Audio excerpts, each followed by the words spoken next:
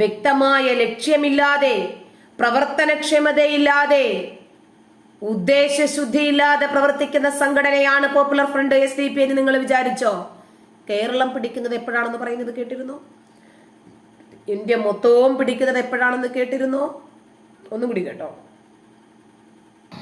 2031 കേരളത്തിലെ ഭരണത്തിലെത്താൻ വേണ്ടിയുള്ള പദ്ധതി 2031 കേരളം പിടിക്കുമെന്നാ പറഞ്ഞത്. ഇനി 6 വർഷം. ഇതിപ്പോ 2025 ആയില്ലേ? അത് കഴിഞ്ഞിട്ട് വീണ്ടും കുറെ കൂടി ഇവർക്ക് മുന്നോട്ട് പോകേണ്ടി വരും ഇന്ത്യ പിടിക്കാൻ. കേരളം പിടിക്കുമെന്ന് പറഞ്ഞത് ഏതാണ്ട് ശരിയാണ് കേട്ടോ. കാരണം കേരളം ഏതാണ്ട് ഇപ്പോഴും അവരുടെ കയ്യിൽ തന്നെയാണ്.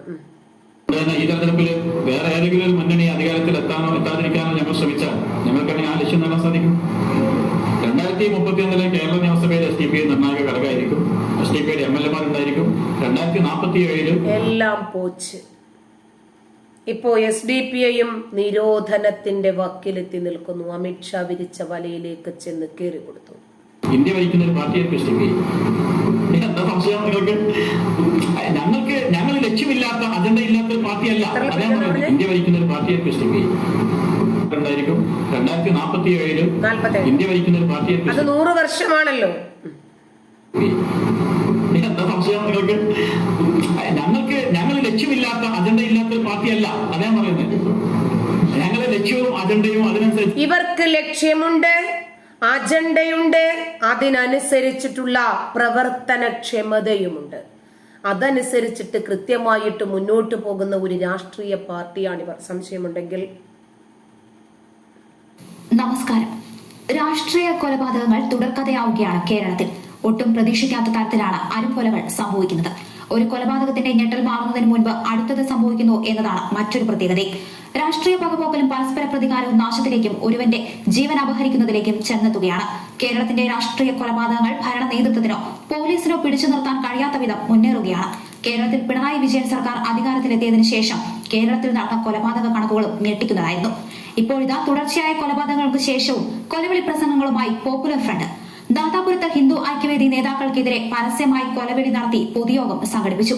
ജനുവരി 14 ഞാൻ നേരത്തെ പറഞ്ഞത് ബാസിത് ആൽവിൻ എന്ന ഒരു പൊടിമീശക്കാരനായ ഒരു 19-20 വയസ്സുണ്ടാകുന്ന കുട്ടിക്ക് വത്സൻ തില്ലങ്കേരി, സന്ദീപ് വാര്യർ, പിന്നെ കുറെ ആളുകളുടെ പേര് പറയുന്നുണ്ട്, ഗുരുജി, ഇവരെയൊക്കെ ഞങ്ങൾ തീർക്കും. കുറെ ആളുകളെയൊക്കെ മുമ്പിൽ കണ്ടതുകൊണ്ടുള്ള ആവേശ പ്രസംഗമൊന്നുമല്ല ഞാൻ നടത്തുന്നത്. ആലോചിച്ചും കണ്ടും തന്നെയാണ് പറയുന്നത് എന്ന് യുവാവ് പറയുക കേട്ടോ. സംഘടിപ്പിച്ച യോഗത്തിലാണ് ബാസിത് ആൽവി എന്ന PFI നേതാവ് പരസ്യമായി കൊലവിളി നടത്തിയത്. സമൂഹ മാധ്യമങ്ങളിൽ ഈ പ്രസംഗത്തിന്റെ വീഡിയോ വൈറലാവുകയും ചെയ്തു. ഹിന്ദു ഐക്യവേദി സംസ്ഥാന വർക്കിംഗ് പ്രസിഡന്റ് വത്സൻ തില്ലങ്കേരിയെയും കോഴിക്കോട് ജില്ലാ വർക്കിംഗ് പ്രസിഡന്റ് രാജേഷ് നാദാപുരത്തെയും വധിക്കാൻ ആഹ്വാനം ചെയ്തായിരുന്നു ഇത്തരത്തിൽ പ്രസംഗം. സുരക്ഷയിൽ കഴിയുന്ന വത്സൻ തില്ലങ്കേരിക്ക് എല്ലാ കാലത്തും സുരക്ഷാ സംവിധാനം ഉണ്ടാവില്ലെന്നും അതില്ലാതാകുന്ന കാലം പോപ്പുലർ ഫ്രണ്ട് ഷാൻ സാഹിബിന്റെ നീതി നടപ്പിലാക്കുമെന്നായിരുന്നു പ്രസംഗം. സുരക്ഷയൊന്നുമില്ലാതെയാണ് രാജേഷ് നാദാപുരം നടക്കുന്നതെന്നും പ്രസംഗത്തിൽ സൂചിപ്പിക്കുന്നുണ്ട്. വധഭീഷണിക്കെതിരെ ഹിന്ദു ഐക്യവേദി നാദാപുരം ഡിവൈഎസ്പിക്ക് പരാതി നൽകുകയും ചെയ്തിരുന്നു. പ്രകോപനപരമായ മുദ്രാവാക്യം മുഴക്കിയ സംഭവത്തിൽ ഹിന്ദു ഐക്യവേദി നേതാവ് വത്സൻ തില്ലങ്കേരിക്കും 200ഓളം പ്രവർത്തകർക്കുമെതിരെ കേസെടുത്തിരുന്നു. പ്രകോപനപരമായ മുദ്രാവാക്യം വിളിക്കൽ, കലാപത്തിന് ആഹ്വാനം ചെയ്യൽ, മാർഗതടസ്സം സൃഷ്ടിക്കൽ തുടങ്ങിയ വകുപ്പുകൾ ചേർത്തായിരുന്നു കേസെടുത്തത്. ഹിന്ദു ഐക്യവേദിയുടെ പ്രകടനത്തിനിടയിലായിരുന്നു തില്ലങ്കേരി പ്രകോപനമായ രീതിയിൽ പ്രസംഗിച്ചത് എന്നായിരുന്നു. RSSനെ വെല്ലുവിളിക്കാനും നേതാക്കളെ ആക്രമിക്കാനുമാണ് ഉദ്ദേശമെങ്കിൽ പോപ്പുലർ ഫ്രണ്ടിന്റെ വെല്ലുവിളി RSS സ്വീകരിക്കുന്നുവെന്ന് തില്ലങ്കേരി പറഞ്ഞിരുന്നു. ഞങ്ങളുടെ പ്രവർത്തകരെ കൊന്നു എന്ന SDP-യുടെ വെല്ലുവിളി സ്വീകരിക്കുന്നു. ഏതു മാർഗമാണ് നിങ്ങൾ സ്വീകരിക്കുന്നത്, ആ മാർഗം സ്വീകരിക്കാൻ ഞങ്ങളും തയ്യാറാണെന്നും അദ്ദേഹം പറയുകയുണ്ടായി. വെല്ലുവിളി സ്വീകരിക്കൽ RSSന്റെ രീതിയല്ല, അത് ഞങ്ങൾ കാര്യമായി എടുക്കുന്നില്ല. പക്ഷേ ഇപ്പോൾ തുടർച്ചയായി ഏകപക്ഷീയമായി നിരപരാധികളായ ആളുകളെ കൊന്ന് തള്ളിക്കൊണ്ടിരിക്കുകയാണ്. സർക്കാരാണ് നടപടിയെടുക്കേണ്ടത്. പോപ്പുലർ ഫ്രണ്ടിനെ അടക്കാൻ സർക്കാരിനാകുന്നില്ലെങ്കിൽ അവരെ അടയ്ക്കാൻ ദേശീയ പ്രസ്ഥാനങ്ങൾക്ക് കരുത്തുണ്ട്. ആ കരുത്ത് പ്രകടിപ്പിക്കുക തന്നെ ചെയ്യുമെന്നും വത്സൻ തില്ലങ്കേരി പറഞ്ഞിരുന്നു. ഇനി ആ യുവാവിന്റെ പ്രസംഗമുണ്ട്, അതൊന്ന് കേട്ടു നോക്കാം.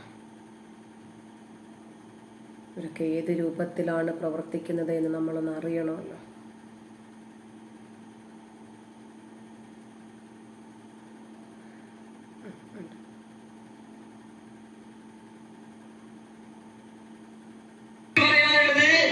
മുസ്ലിം സമുദായത്തിന് പ്രശ്നമുണ്ടാക്കാതിരിക്കുന്നതാണ് നിങ്ങൾക്ക് നല്ലത്. മറിച്ച് ഏതെങ്കിലും RSSകാരൻ ഈ പ്രസ്ഥാനത്തിനോ ഈ സമുദായത്തിനോ എന്തെങ്കിലും തരത്തിലുള്ള പ്രശ്നങ്ങൾ സൃഷ്ടിച്ചുകൊണ്ട് ഞങ്ങളുടെ പൗരത്വം തെളിയിക്കുന്നതിന് വേണ്ടിയിട്ട്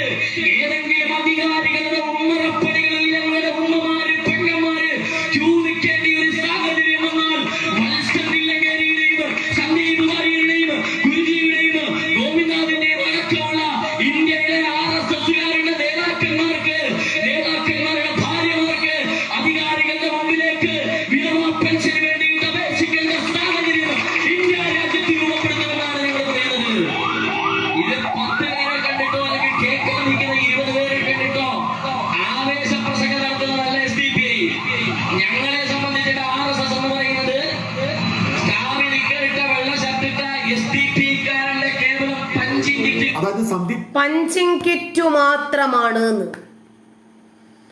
RSSകാര് SDPIക്കാരെ സംബന്ധിച്ചിടത്തോളം കാവി നിക്കറിട്ടു വെള്ള ഷർട്ടിട്ട ഇവരുടെ പഞ്ചിങ് കിറ്റു മാത്രമാണ്.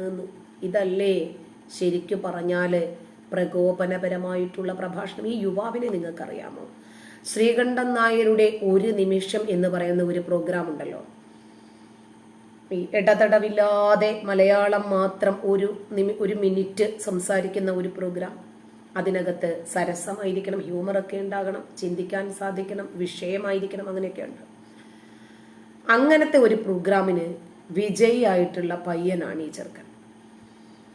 ഇവന് രഞ്ജിനി ഹരിദാസിനെയാണെന്ന് തോന്നുന്നു കല്യാണം കഴിച്ചിട്ടാണെങ്കിലും വൈറലാകണമെന്നൊക്കെ പറഞ്ഞ് നടന്ന ഒരു പയ്യനാണ്. എപ്പോഴും തഗ്ഗിന്റെ രാജകുമാരൻ എന്നറിയപ്പെടുന്ന, കൂട്ടുകാർക്കിടയിൽ തഗ് ഡയലോഗുകൾ പറയുന്ന ഒരു പയ്യനാണ്. ഇവന്റെ ഈ ഉന്മേഷവും ഈ ചടുലതയും ഈ തീവ്രവാദ ആശയവും ഒക്കെ കണ്ടിട്ട് SDPക്കാർ ഇവനെ അങ്ങ് എടുത്തു, ക്യാമ്പസ് ഫ്രണ്ടിന്റെ ആളാക്കി മാറ്റി. പിന്നീട് ഇവനിൽ നിന്നും വരുന്നതൊന്നും ചിരി ഉയർത്തുന്ന തഗ്ഗുകളല്ല, ഭയപ്പെടുത്തുന്ന രൂപത്തിലുള്ള തഗ് ഡയലോഗുകളാണ്. ഇത് പറയാനേ ഇപ്പോൾ ഈ പയ്യൻ അറിയും.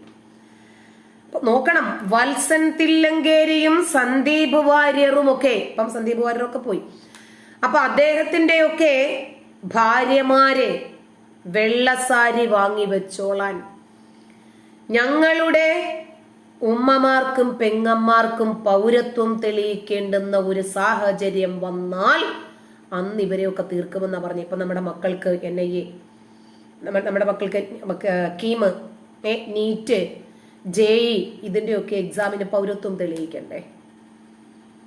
ജാതി വരെ തെളിയിക്കണം, ഇൻകം തെളിയിക്കണം, നോൺ ക്രീമി ലെയർ കിട്ടണം. അത് സെൻട്രൽ ഗവൺമെന്റിന്റെയും വേണം, വില്ലേജ് ഓഫീസർ നമ്മുടെ സംസ്ഥാന സർക്കാരിന്റെയും വേണം. അപ്പോഴൊക്കെ ഇങ്ങനെയൊക്കെ ചെയ്യുമെന്നാണോ പറയുന്നത്? പൗരത്വം തെളിയിക്കുന്ന സാഹചര്യങ്ങൾ ഏതെല്ലാം ഉണ്ട്? ഇപ്പൊ ട്രെയിൻ ഒന്ന് ബുക്ക് ചെയ്യാൻ നോക്ക്, ബസ് ഒന്ന് ബുക്ക് ചെയ്യാൻ നോക്ക്, നമ്മുടെ ആധാർ കാർഡ് അടക്കം കൊടുക്കേണ്ടി വരും.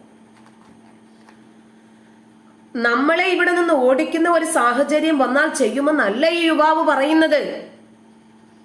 ഇതുപോലെയുള്ള ആളുകളെയൊക്കെ വച്ചു വാഴിക്കണമെന്നാണോ പറയുന്നത്? ഈ പയ്യൻ ആദ്യത്തെ NIAയുടെ ലിസ്റ്റ് ഒന്നും ഉണ്ടായിരുന്നില്ല. രണ്ടാമത് ഹർത്താൽ നടത്തി പയ്യൻ മാത്രം എറിഞ്ഞു പൊളിച്ച ബസ്സുകൾ ഉണ്ടല്ലോ, 6-7 ലക്ഷം രൂപയാണ് സ്ഥാവര ജംഗമമായിട്ട് കോടതി കണ്ടെത്തിയത്. ഒരു യുവാവ് ഒറ്റയ്ക്ക് ചെയ്യുക, അണികളെയും നിർത്തിയിട്ട്. അപ്പോ ഇവർക്ക് ഇന്ത്യ പിടിക്കണം, മറ്റുള്ളവരെ ഭയപ്പെടുത്തുന്ന ഒരു രാഷ്ട്രീയം. എല്ലാവരും ഇവരെ